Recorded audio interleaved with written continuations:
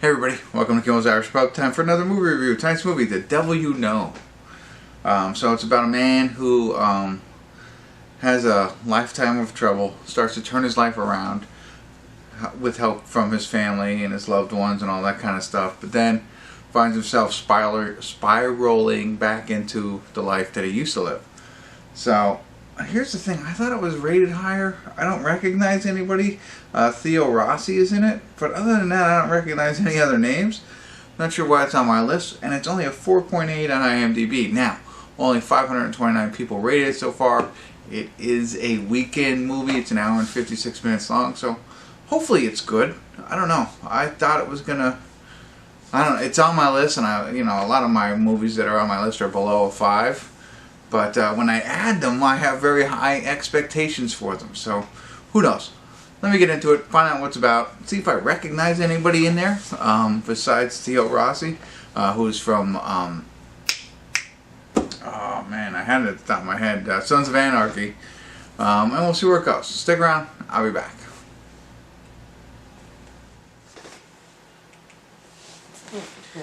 Hey everybody, we're at the credits of The Devil You Know. Sorry, no check-ins.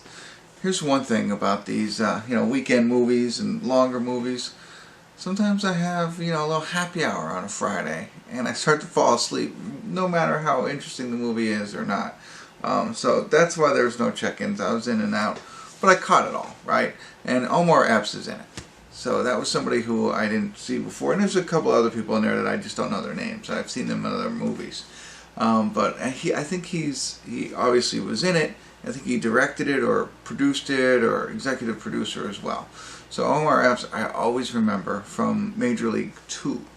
So Major League 1 was Wesley Snipes. Say Hey Willie Mays Hayes. He replaced him in the second one. That's sort of the first time. And then he's been in a lot of other things, of course. He was in, I don't know, whatever. He was in a lot of other things. But he's in this one. A little bit older now from when I remember him, but he plays the part of 4 brothers.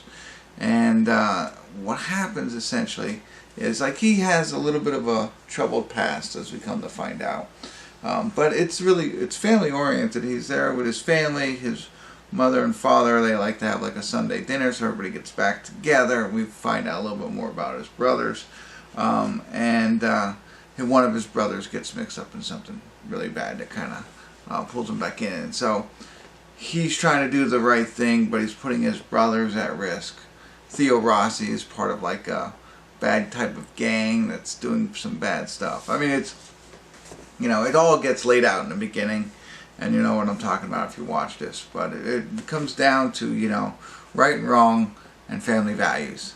To be honest with you, in the beginning, like I said, I was falling asleep, wasn't crazily interested in it, but as the movie went on and I stuck with it, I became more and more interested in it. It didn't click at first, but it took a while.